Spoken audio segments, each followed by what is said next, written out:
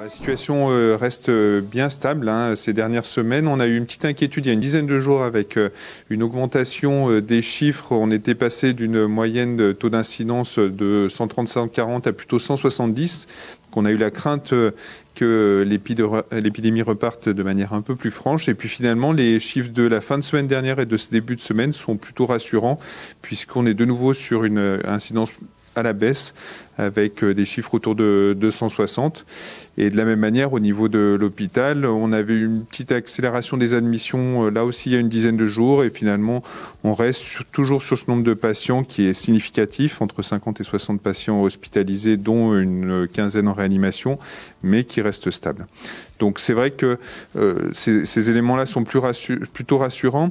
Et ce qui est aussi rassurant pour l'instant, c'est que cette évolution assez stable se fait alors même que la part de variants, notamment de variantes anglaises, a énormément augmenté.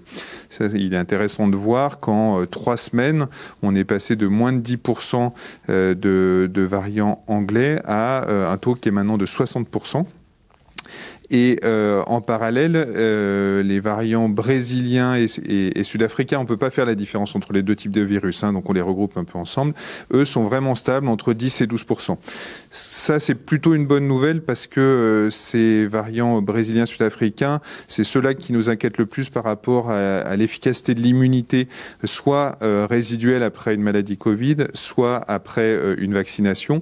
C'est peut-être ces variants-là qui seraient moins sensibles à cette immunité, alors que le variant anglais, lui, reste bien combattu par l'immunité conférée par les vaccins et par une infection antérieure. Voilà, donc une situation en Savoie qui est plutôt correcte.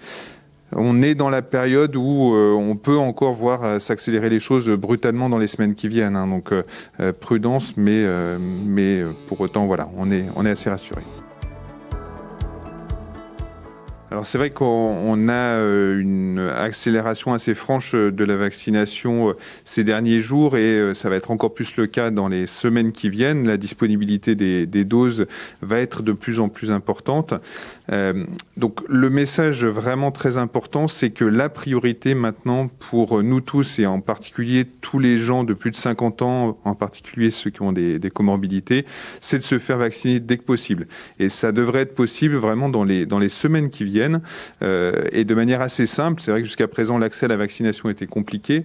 Maintenant, les médecins généralistes et bientôt les pharmaciens, les infirmières pourront faire de la vaccination dans leur cabinet, dans leurs officines. Alors, ça demande quand même une certaine organisation de la part de nos collègues en ville, donc ça va pas se faire du jour au lendemain, mais pour autant, ça devrait être vraiment possible assez rapidement. Et l'autre message important, c'est bien de se dire que tous les vaccins se valent. Autant on avait un doute il y a quelques semaines sur l'efficacité de l'AstraZeneca, notamment chez les personnes les plus âgées, tout simplement parce qu'on n'avait pas de données scientifiques qui permettaient de valider son utilisation. Maintenant, ces données sont sorties. C'est des données en vraie vie, comme on dit, en Angleterre, en Écosse, en Israël, et qui montrent que ce vaccin est vraiment efficace, comme le vaccin Pfizer. Et donc, il ne s'agit pas d'attendre que tel ou tel vaccin sera plus disponible dans quelques semaines. L'urgence pour ceux qui peuvent avoir accès à ce vaccin et qui sont les plus à risque, c'est de se faire vacciner dès que possible. Donc rapprochez-vous de votre médecin traitant, rapprochez-vous éventuellement de votre pharmacien et normalement vous devriez pouvoir assez rapidement avoir accès à la vaccination. Dans les tout prochains jours, tous les médecins devraient pouvoir mettre en place ce type de vaccination.